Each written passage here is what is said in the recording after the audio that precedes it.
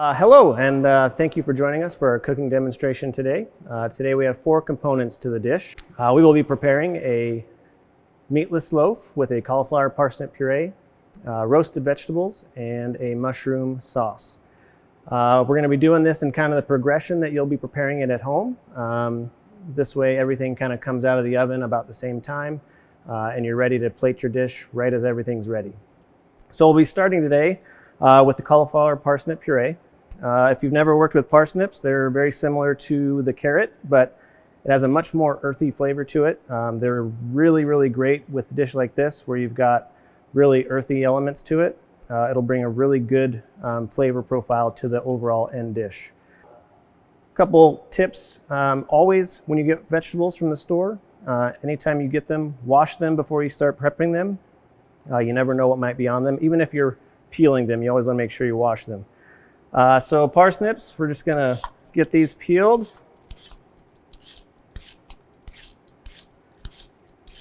And then one thing you want to make sure you have ready is a container with some water in it.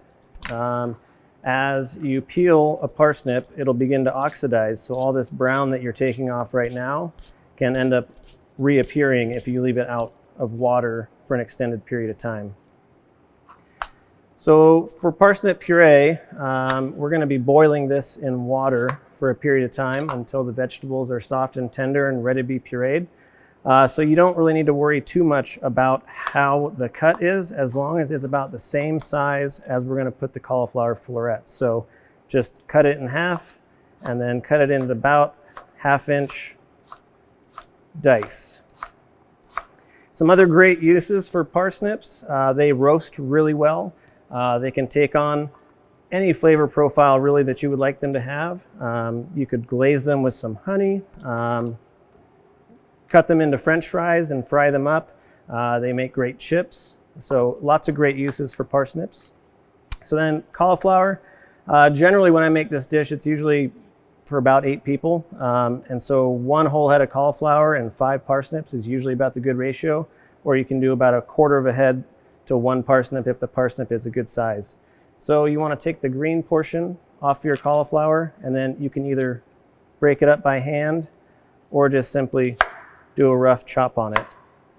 Like I said, this is going to be pureed, so you don't really need to worry too much about it.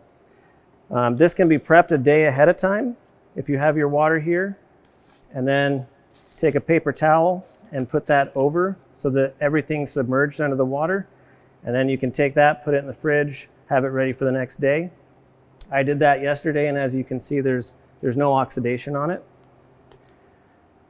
Once you get to this point, have a pot ready, and you'll just pour all the ingredients straight into the pot. We're going to do a double batch here so that we can show you some great plating techniques later on in this demonstration.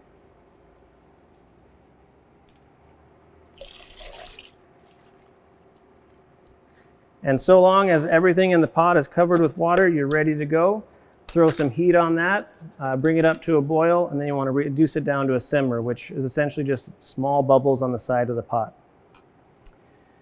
So we'll get that going, and we're going to have Chef Chris come in and do the next 2 components of our dish. Thank you.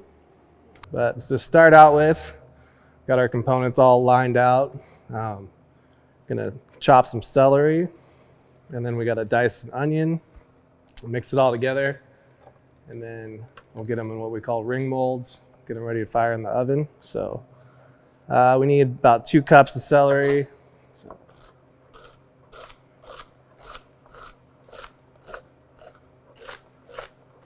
If you keep it together in a bunch, more controlled.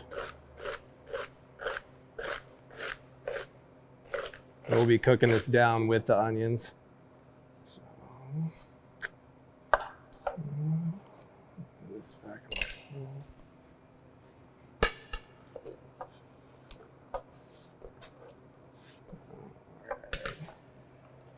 It's always good to have like a container for your waste, stuff like that. Any ends that you want to use to make veg stock afterwards or that you don't use in the dish. With onions, cool trick is to actually let the onion help you do the work. So for dicing, it's already got layers. So if you keep the root together, don't cut that end off. And then you can just peel back this first layer.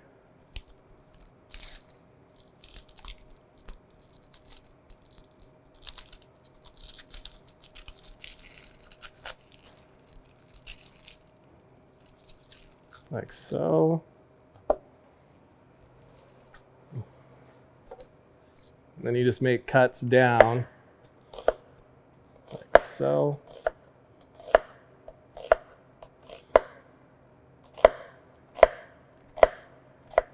And then you can just cut straight down, and you have a perfectly diced onion.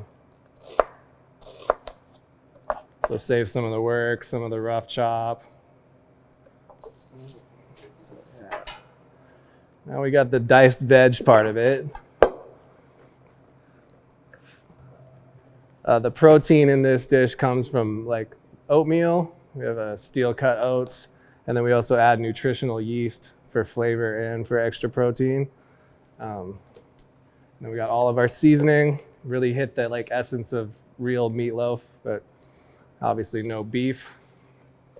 So this part, add a little oil to your pan.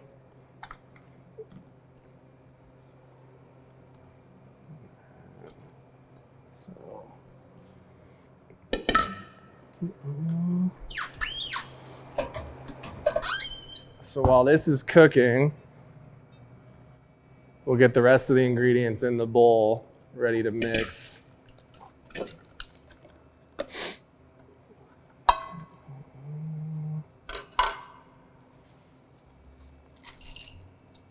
You want to start with your wet or your dry ingredients, add your wet.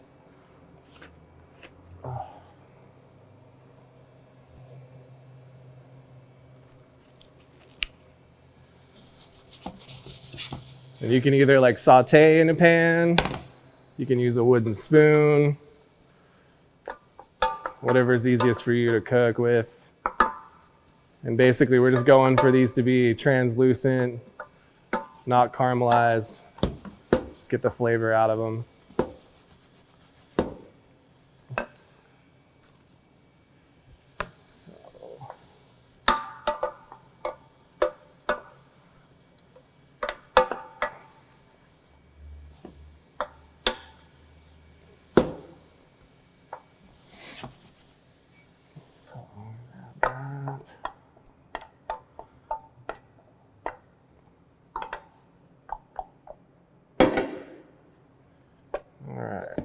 We're just gonna add the rest of the wet ingredients.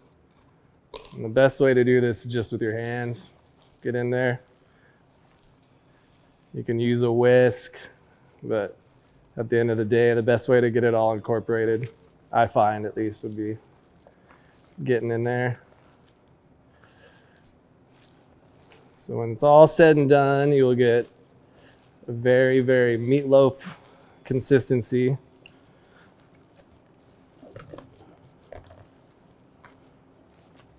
All right, so I'll have this set aside.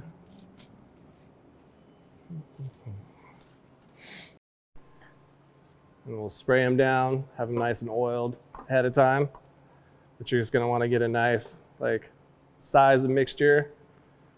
Put it down on whatever your cooking surface is and start filling it. You want to start probably trying to fill it all the way to the top because you're going to pack it down. So it'll be a nice solid layer. So we'll pack down the edges like so.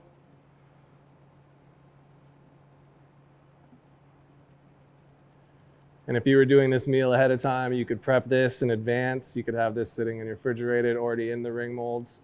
And then when it comes time for service, you can throw them in the oven.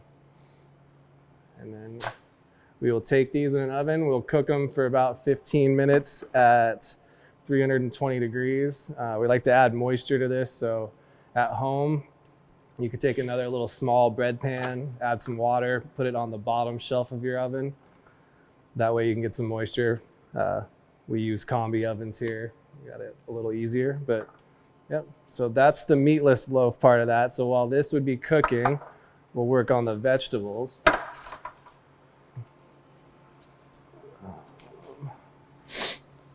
So for this one, we decided to do asparagus and carrots.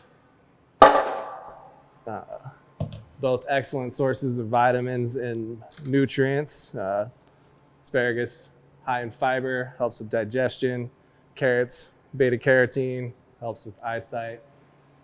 And they both look excellent on a plate when roasted. So we also chose to do roasted veg because it's very versatile. You can do multiple flavor profiles from like infused oils to, like Chef mentioned, with honey or other glazes. So it's kind of endless possibilities. But we'll start with the asparagus.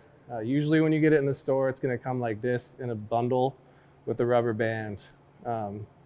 One trick that we like to do is there's this woody part on your asparagus that you don't really want to eat. So if you bend, it'll break right at that point. Then you can tell kind of where you want to cut.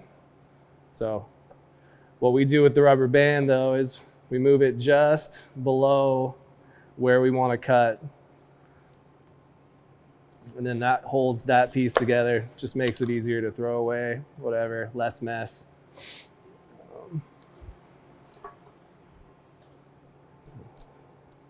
And if you were just gonna serve asparagus whole, you could just leave it like this. We're gonna cut it kind of at a bias so we can do roasted vegetables with it with the carrots.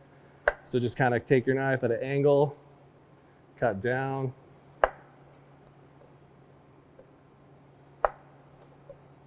The idea is to kind of try to have like similar size pieces on the tray that you're roasting, so they have the same cook time. Some pieces aren't done, mushy, burnt. So throw that in. And then with the carrot, same thing. Like mentioned, we're gonna want to wash our vegetables first, even before you peel it. Carrot.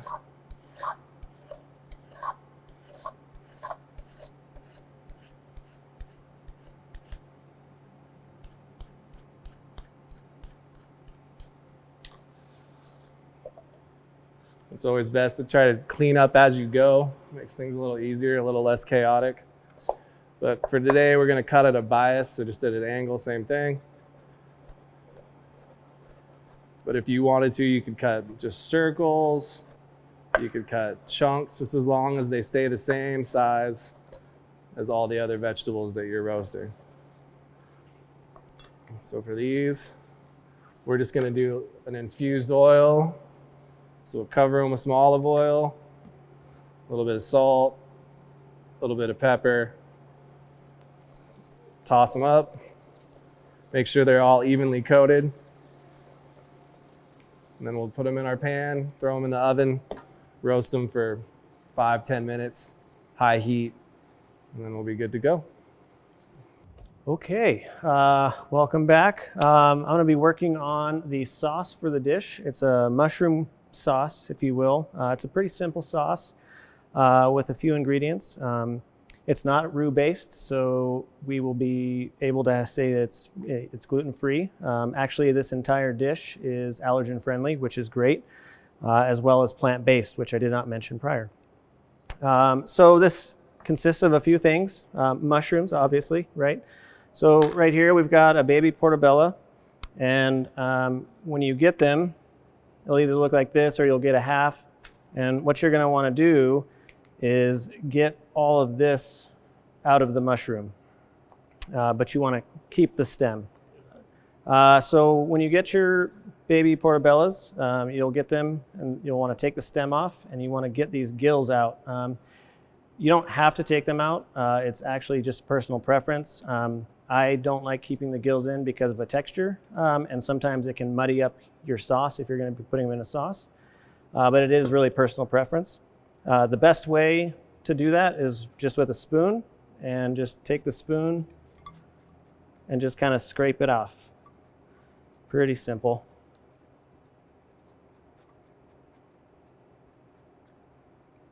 And once you have it there, it doesn't have to be perfect. Go ahead and set that off to the side. And for these, we're just gonna do a little rough chop. So slice it in half And then do a quick chop down the side. For the stem, same thing. You can leave it on like this. If you've got some gills, take those off and just chop them. When we saute these, they're going to shrivel up and get pretty small. Okay. The next part of this dish is garlic. And garlic, when you get it, it'll come in a clove. What you want to do is there's that brown piece. You just want to cut that off. And then the best way to chop garlic is to smash it. So put your knife over the garlic, be careful here, and just smash it. That way now you don't have to cut it up as much. The more you cut garlic, the more bitter it's going to become. So you just want to be able to do a quick mince on it. And if you have a kitchen utensil that you can scrape your knife with, that's a little bit safer. And now we've got our minced garlic. So the first thing we'll do is we will saute up our mushrooms. So just add a little bit of oil to your preheated pot. It can be about a medium-high heat. And then you can use a number of utensils here. Similar as Chef Chris said earlier, wooden spoon. We're going to use a spatula here and just kind of move that around a bit. The mushrooms will soak up the oil really quickly, so if you feel like your pan is dry right away, don't worry. As soon as those mushrooms start to cook, they'll release that liquid again right back into your pot, so you don't want to add more oil than you actually need. So we'll cook those down just till they're nice and soft. We want to wait to add the garlic until we're truly ready, because we'll put that in, we'll wait till we can really smell it. We don't want to burn it. That'll add a not very good bitter taste to our sauce. So we're going to want to have our wine ready. So as you can see over here, I've got pretty much everything laid out, ready to go. This is called mise en place, or everything in its place. So having everything ready in its place makes for a lot smoother cooking experience. So we'll have our wine ready. As soon as we add the garlic and we start to smell the aromatics of that garlic, we'll deglaze the pan with the red wine. If you don't like red wine, don't use red wine in your cooking. If you have halal preferences or religious reasons that you don't want to use it, you could also use just water. That would be fine. You could use a cooking stock. Veg stock works great. But you want to get all the, it's called fond, off the bottom of the pan. It's all that brown goodness, the caramelization from cooking these mushrooms. That's a good flavor builder in any sauce. So we're just about there, so I'm going to add the garlic. And just give that a quick stir. And you'll start smelling it right away.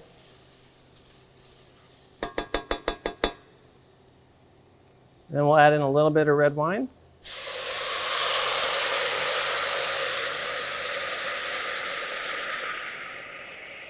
And we'll let that reduce down by about half. That'll add nice flavor again. This is all about building flavors. Every step of this is just adding flavors. We're caramelizing the mushrooms. We're caramelizing a little bit on the garlic. And then we're removing all that caramelization from the bottom of the pan with the red wine. And when we reduce that red wine, it induces more of those sugars and creates a much richer flavor. So we've got another ingredient that might not be familiar at home. So usually for this, you might want to use a veg stock. We have this great product that we have. It's a veg base, so it's basically vegetable stock that's been reduced down until it's become a paste. So it's really, really intense flavors, and you can really control a lot of the dish's flavor by the amount of water you add to this. So as soon as we're down here by half, we'll add in this to kind of melt it down a bit. I'm only going to put in about half of that. This does have a good amount of sodium in it, so you want to be careful with this. If you put in too much, it's hard to take the saltiness out. So just melt that down a little bit. Per every 3/4 teaspoon, we can add 4 cups of water. So I did about half of that. So we'll add about half. This is about 4 cups. And then once again, we're going to reduce that down. So you can turn up your heat, bring it to a quick boil, and then reduce it down again to a simmer. And we'll let that reduce down until we get the flavor profile that we want. And then we will thicken it with what is called a cornstarch slurry. So this is just cornstarch. You can find it. If you don't want to use cornstarch, you can also use potato starch. But essentially, when we put a little bit of water in here, we'll mix it up. We'll add it to our boiling sauce, and that'll instantly thicken it. It's a great alternative for allergen-friendly needs. So once we get to that point, we'll do that. It's going to be a few minutes. And once we've done that, we're not going to quite have the color profile that I really wanted for this dish. We want it to be a little bit more brown. And with vegetable stock, sometimes you don't get that deep brown. And so we have this product, what's called Kitchen Bouquet. And essentially, this is just a bunch of herbs and spices that have been made into a liquid. And then they've reduced it down, similar to our veg base here. And it's a great addition to any sauce. If you don't have, in meat alternative dishes, we would have, say, a bone broth, where you can get some of the flavor that they've induced into this Kitchen Bouquet, as well as the color. Yeah, so that'll be about 5 to 10 minutes. So I'll get cleaned up here and we'll come back. Okay. All right, welcome back. We're going to get the parsnip puree finished, as well as do the final touches on our sauce. So we had these simmering for about 10 to 12 minutes. The best way to see if they're ready is by taking one of the parsnips and just kind of squeezing it. You can put it on a cutting board, but you can see it's ready when you can mash it pretty easily. So we'll take these, strain out all the water. I did also want to mention there are other liquids that could be used when you're making parsnip puree. For this application, we used water. We wanted to keep it plant-based, but you could use something like cream. You could also use veg stock. You could use oat milk, rice milk, almond milk, really anything. The only difference that you're going to get with using an item like that, say oat milk or rice milk, you might get a little bit of a discoloration from the milk.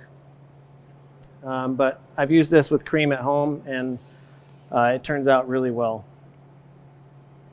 So we'll take these and we'll put them into a blender. If you don't have a blender, that's okay. You could use a food processor. If you don't have a food processor, that's okay. You could use a potato masher. And once again, if you don't have that, you can use anything from a whisk to a wooden paddle. If it wasn't so hot, you could use your bare hands. These get very soft once we've done this. So use what you have at your disposal. If it's a little bit chunky, that's okay. It's still going to taste amazing. So once we have it into our blender, we're just going to take a little bit of our cooking liquid and add that into the blender. We may need to add more, but you don't want to add too much in the beginning because you can't take it away.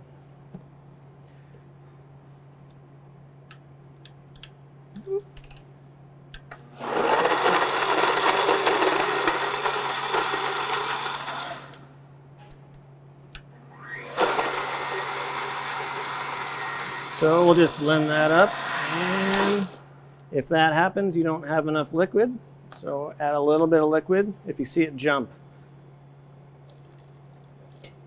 So a little bit more, and at this point I will add some seasoning. So we're just going to do very simple seasoning, a good pinch of salt, and then a very, very, very small pinch of nutmeg. Nutmeg, you don't want to have it be a forward flavor. You just want it to be kind of that thing in the background that people think, what is that? I'm not sure what that flavor is, but it's good. You don't want it to be at the forefront for any reason. It's just a nice nutty flavor that will add to that earthiness of the parsnip.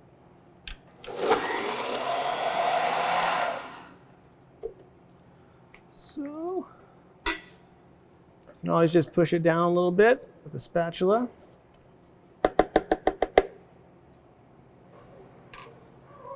And at this point, you'll notice I'm wearing gloves because at this point, I'm handling ready-to-eat food. And so we want to have gloves on for ready-to-eat food. If you don't have gloves on, I think whoever you're dining with probably trusts you, so don't worry about it.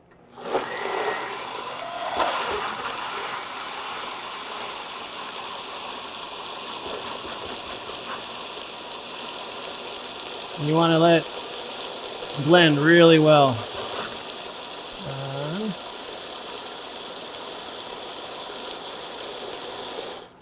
I think we're there. So we've got this nice, silky smooth mixture that's going to go really well with that meatless loaf. Okay, so let's move down and we'll get this sauce finished. Okay, so back to the sauce. We've got it here. It's reduced down by quite a bit. All those flavors have combined nicely. So we'll just bring that right back up to the boil because this cornstarch slurry will not work if your liquid is not boiling. So while that heats up, we've got our cornstarch in the bowl here. Just add enough water that it hydrates the cornstarch. You don't want to add more water to your sauce that you've just reduced down and incorporated all that flavor. So once it's boiling, you want to be stirring your sauce while you add in just a little bit at a time, because it'll thicken up right away.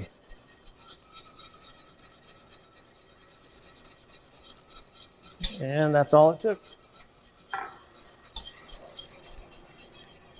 So now you can see maybe that it's a lot thicker, and an easier way to kind of describe the consistency that you want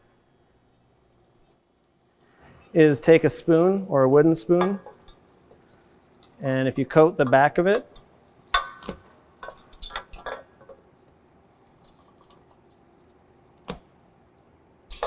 maybe. If you coat the back of it, it should have this nice shiny streaky. It's called nappe, and that's going to hold up really well on the plate and look really well. It's not going to spread out too far. It's not going to be too liquidy. If you move the plate, the sauce will kind of stay in place, and that's what you're looking for. So our color got actually pretty good on this, but I'm going to add a little bit of this kitchen bouquet just to get it to that brownish hue that I would like it to be. So again, just add a little bit at a time, and that color will change quite dramatically.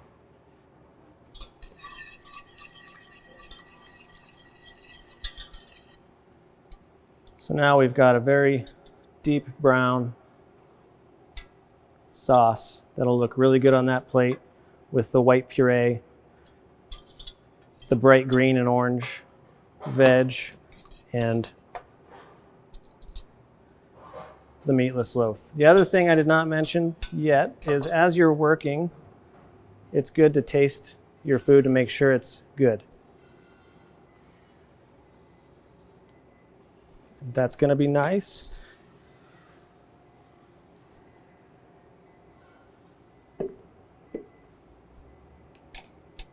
We'll add a little bit of salt to that, and she's good to go. So we'll be right back, and we'll show you 3 different plating methods for this to help you in your plating contest. Sorry about that. No problem. All right, welcome back to the final presentation for plating. So just a few tips on plating. At home when you're plating, it's nice to get everything kind of in its place up together. It helps keep the food hot. That way you don't have something on the plate that goes cold quick.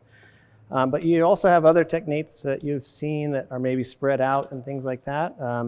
Those are great. They look really nice on a plate, and I'll show you some of that. But you can also still kind of maintain heat with a couple tricks. I also think it's important to note that making food look good is really a good part of cooking. When food looks good, you're proud of it. The folks that are eating it with you notice, and I think good food tastes better. Tell my kids at home, even when I make them peanut butter and jelly sandwiches, I plate it nicely for them. one, out of habit, and two, just to get them into that routine. So we've got everything here kind of in containers ready to just plate up. If you have containers like this, that's great. You can plate straight from the pot as well. I just find it easier to do this, and then you can heat up the container so that the food stays hot too. So the center technique, you kind of, think about 9 o'clock, 3 o'clock, and 6 o'clock. So 9 o'clock, we'll put the starchy item. At 3 o'clock, we'll take and we'll just kind of bunch up some of our vegetables. Right in the center, we will take our meatless loaf.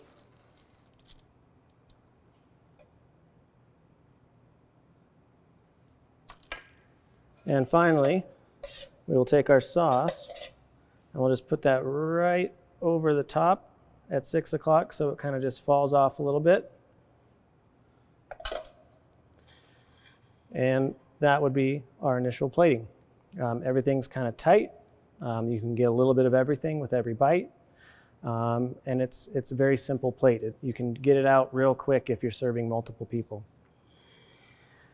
So for this one, we'll do a little bit different. You'll notice I used this tool earlier. If you don't have one of these, that's fine. You could also use a spoon. And so for plating like this one, we would just take and put a pile on the left side of the plate. You just take your spoon right in the middle and you just kind of drag it down. I'm sure you've seen something like this before. And then right down the middle of that, we'll just take some of our veg. We'll create some height and some color.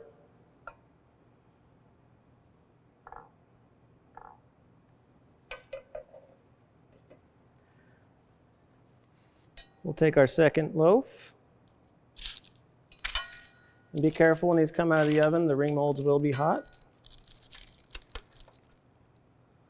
Put that right on the left side of the plate. And this time our sauce will go right on top.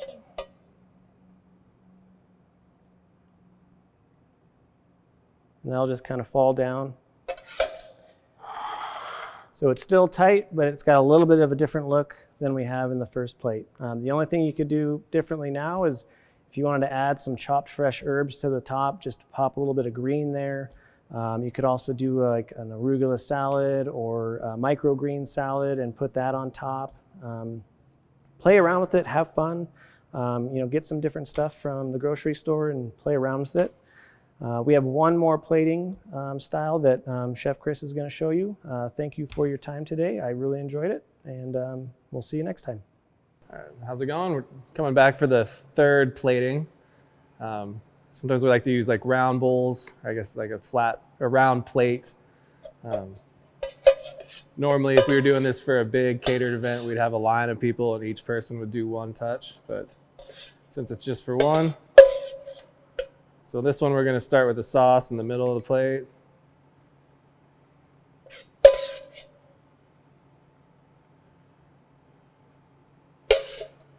On top of that, we're going to go with the puree. And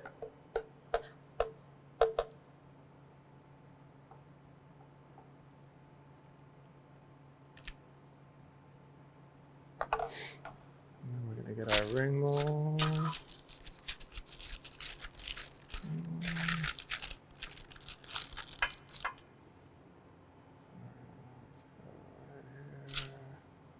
Right in the center of the plate, so it spreads. And then we're gonna top it off with the veg. And like Chef Adam said too, like it's always good to have like microgreens or other fresh garnish to go on top. We also like to use finishing salt.